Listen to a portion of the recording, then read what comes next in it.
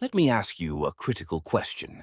Why are you continually gaining belly fat, especially that hard, visceral kind, while the muscle in your arms and legs seems to shrink and get weaker?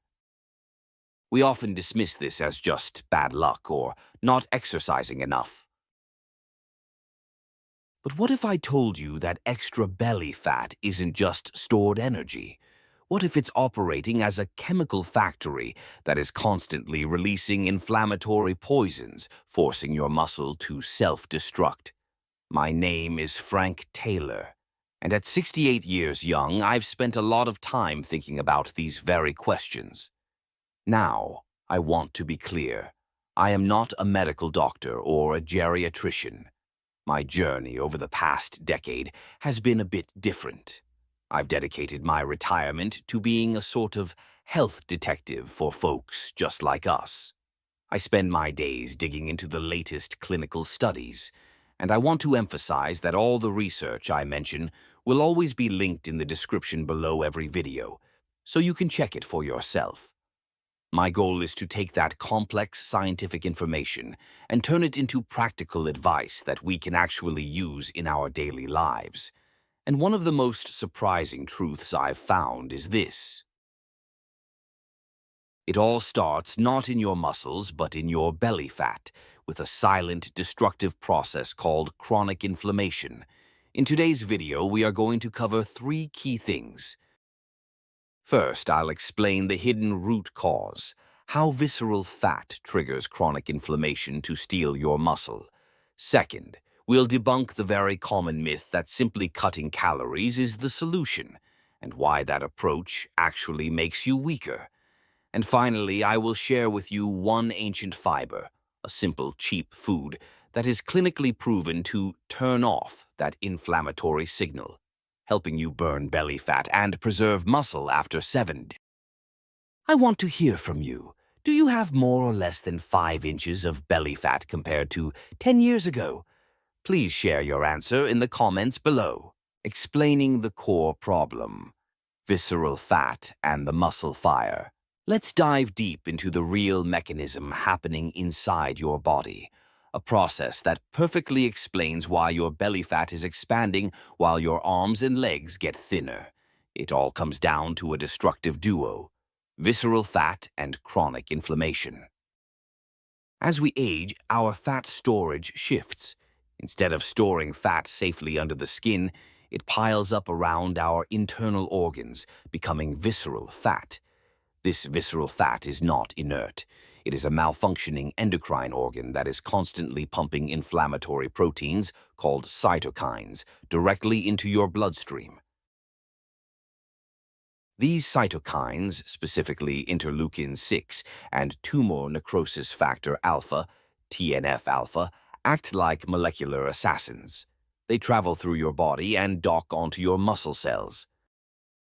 When they dock, they send a devastating signal, the signal for catabolism, or muscle breakdown. Think of it as your body being stuck in a perpetual state of emergency, constantly signaling to dismantle your muscle tissue to fuel the inflammatory war zone. This is why you feel weak and your mobility declines, even if you try to eat enough protein. This constant, low-grade fire is the root cause of the specific muscle wasting known as senior health nutrition sarcopenia. I want you to visualize this with me.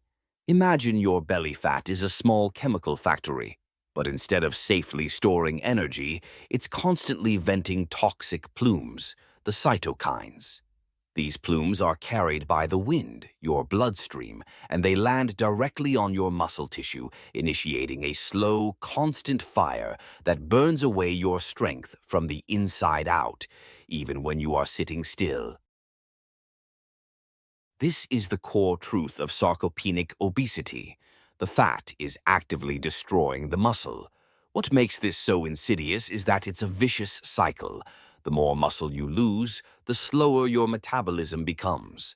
The slower your metabolism, the easier it is to accumulate more visceral fat, which then produces more inflammatory cytokines, destroying even more muscle. It is a biological trap that accelerates aging and frailty. Now I'd like you to take a second and think. Have you felt this cycle personally? Have you lost muscle mass despite your best efforts to maintain it? If so, hit the like button so I know how many of us are struggling against this silent inflammation. Debunking the common solution, the calorie myth. So, once we understand that the problem is visceral, fat-driven inflammation, we can address the major mistake almost everyone makes. The common advice we hear from doctors and nutritionists is simply to eat less and move more, or to focus intensely on cutting calories to lose weight. The prevailing myth, as we must debunk, is that simply cutting calories is enough to lose fat and get healthier. But here's the critical, often overlooked problem with that approach, especially for us over 60.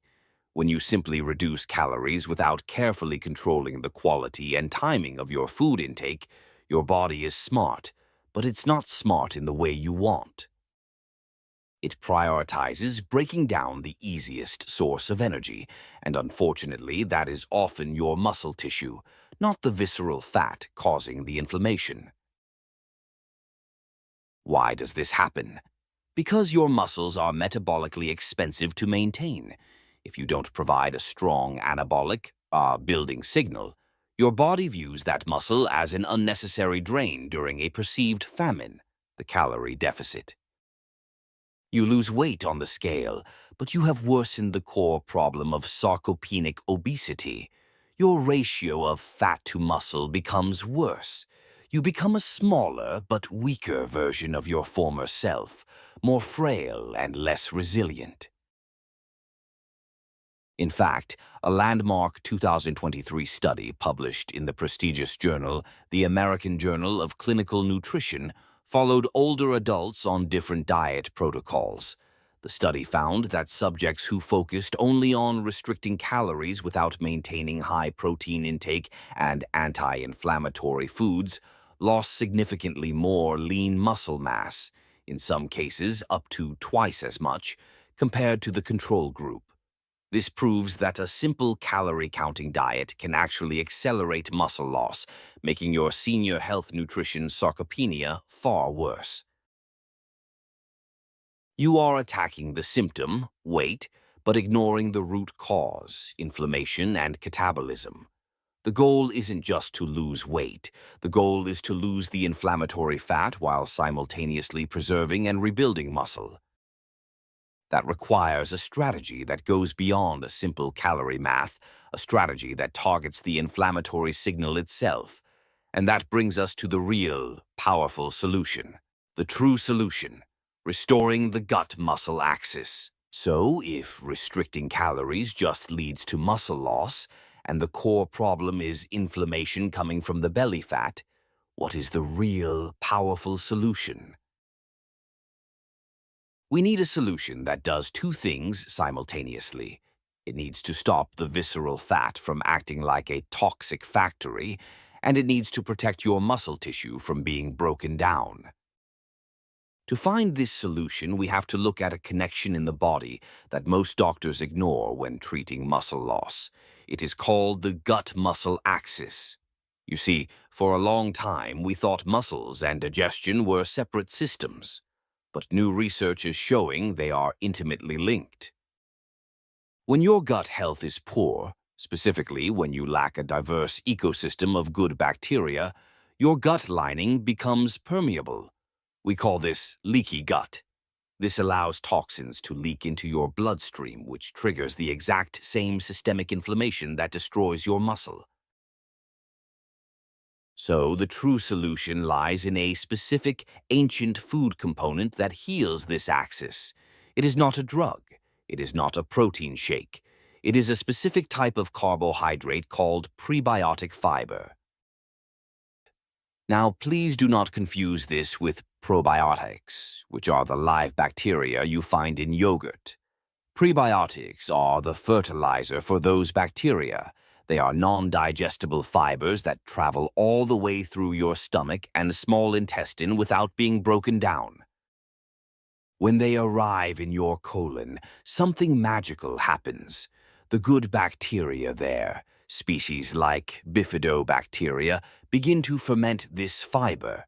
As they feast on this fiber, they produce powerful byproducts called short-chain fatty acids, or SCFAs. The most important of these is called butyrate. I cannot overstate how important butyrate is for us as we get older. Butyrate is the primary fuel source for the cells lining your colon, keeping your gut barrier strong so toxins can't leak out. But even more amazingly, butyrate enters your bloodstream and travels to your muscles. Scientific studies have shown that short-chain fatty acids can directly lower the levels of those muscle-destroying cytokines we talked about earlier. They effectively tell your immune system to stand down. By feeding your gut this ancient fiber, you are essentially manufacturing your own anti-inflammatory medicine right inside your body. This stops the signal for muscle breakdown, catabolism, and switches the body back into a state where it can build and repair tissue, anabolism. This is the biological shortcut to reversing the muscle wasting caused by sarcopenic obesity. I want you to visualize this with me to make it stick. Let's go back to our earlier metaphor. If your belly fat is that chemical factory spewing out toxic smoke that burns down your muscle house, then prebiotic fiber is the environmental cleanup crew. Imagine this crew arriving in trucks. They don't just spray water on the fire, they actually go to the source. They repair the walls of the factory, your gut lining, so the toxins can't escape. And then they release a cooling mist, the short-chain fatty acids, that travels through the air, neutralizing the heat and putting out the fire that was threatening your muscles. Without this cleanup crew, no amount of protein you eat will be fully effective, because the fire is still burning.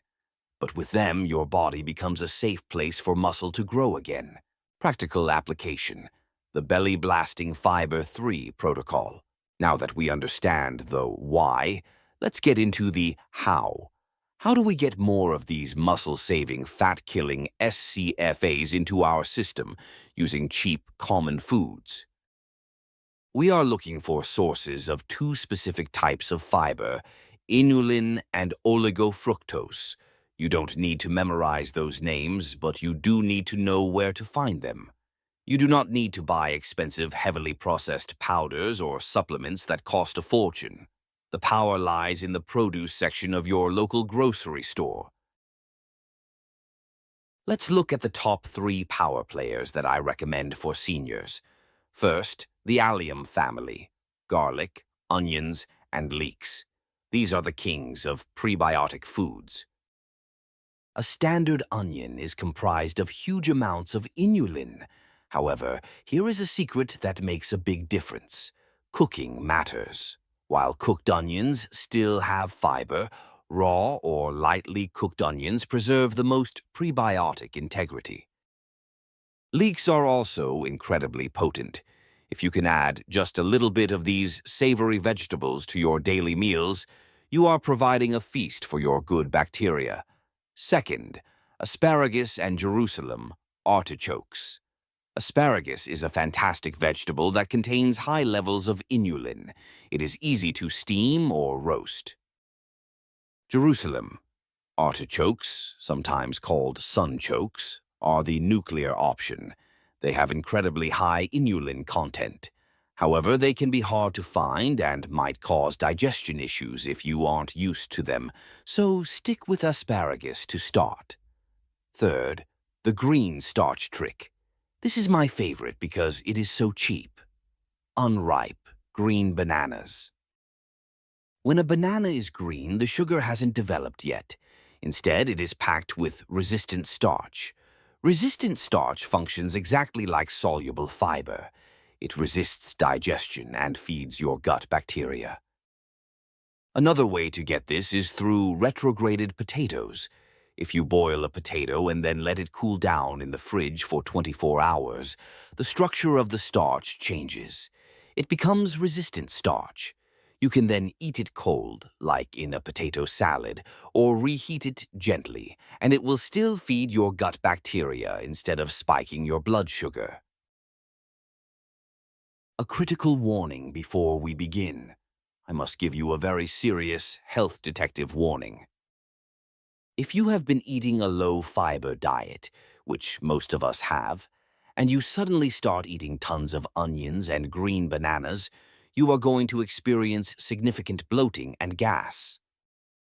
This is actually a sign that the bacteria are waking up and fermenting the fiber, but it can be very uncomfortable. You might think, Frank, this food is making me sick. It's not. It's just an adaptation phase. So the golden rule is start low, go slow. Do not rush this. You are rebuilding an ecosystem. Give it time. To help you do this safely and effectively, I have distilled this entire strategy into a simple, actionable daily plan. I call it the Belly Blasting Fiber 3 Protocol. It consists of 3 simple steps that you can start using tomorrow. Step 1. The savory sprinkle. Daily. Every single day at lunch or dinner, I want you to add just 1 small serving of an allium vegetable. It could be as simple as dicing up 1/4 of a red onion and sprinkling it over your salad or your soup, or crush 1 clove of fresh garlic and mix it into your dressing. This small daily introduction keeps a steady stream of inulin going to your gut without overwhelming it. Step 2. The morning catalyst. Optional but recommended. If you want to be precise, you can buy a bag of pure inulin powder derived from chicory root. It is very affordable online. Take 2 teaspoons of this powder and stir it into your morning coffee or tea. It has a slightly sweet taste and dissolves instantly. This guarantees you get your grams of fiber in, even if you don't feel like cooking onions that day. But remember, start with half a teaspoon for the first week. Step 3. The resistant starch rotation. 3 times a week. 3 times a week, I want you to swap out your normal fluffy white rice or hot mashed potatoes for a source of resistant starch. This could be a green banana in your smoothie, or it could be a cold potato salad made with olive oil and vinegar. By doing this just 3 times a week, you provide a different type of fuel that reaches parts of the colon that inulin might miss. This protocol, 1 savory sprinkle, 2 teaspoons of powder, and 3 resistant starch meals, is the most scientifically robust way to lower the visceral inflammation that is eating your muscle. It is cheap, it is natural, and it addresses the root cause of sarcopenic obesity. Conclusion. So let's take a deep breath and recap what we have discovered today.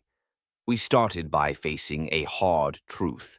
That stubborn belly fat isn't just a cosmetic issue. It is a biological engine of chronic inflammation, releasing cytokines that actively break down your hard-earned muscle tissue, leading to the dangerous condition of sarcopenic obesity. We debunked the dangerous myth that simply cutting calories is the answer. We learned that starving yourself without fixing the inflammation only accelerates muscle loss, leaving you weaker and more frail. And finally, we discovered the powerful solution hidden in the produce aisle: ancient prebiotic fibers. We learned how foods like onions, garlic, and cooled potatoes act as the cleanup crew for your body, producing short-chain fatty acids that shut down inflammation and signal your body to stop burning muscle and start burning fat. Now, knowledge without action is just entertainment, and I know that changing your diet can feel overwhelming. That is why I am not asking you to change everything overnight. I am asking for just 7 days. Here is my challenge to you. For the next week, I want you to commit to just step 1 of our protocol, just the savory sprinkle. Can you add a little bit of raw onion, garlic, or leek to one meal a day for 7 days? That's it. Don't worry about the rest yet. Just start there. I want you to pay attention to how your body responds. Do you feel less heavy after meals? Do you feel a steady energy returning? This is the beginning of healing your gut-muscle axis. I would love to hear from you in the comments below. Please tell me, what is your favorite way to eat onions or garlic? Are you a raw onion on a salad person, or do you prefer them lightly sautéed with mushrooms? Share your recipes and ideas so we can all learn from each other. I read every single comment because this community is what keeps me going. If you found this video helpful, please give it a thumbs up. It really helps get this life-saving information to more seniors who are struggling with muscle loss. Share this video with a friend who might be worried about their belly fat. And of course, make sure you are subscribed and have clicked that notification bell so you don't miss our next video where we uncover more secrets to staying strong and vibrant in your golden years. Thank you so much for watching. Keep fighting for your health, and I will see you in the next video.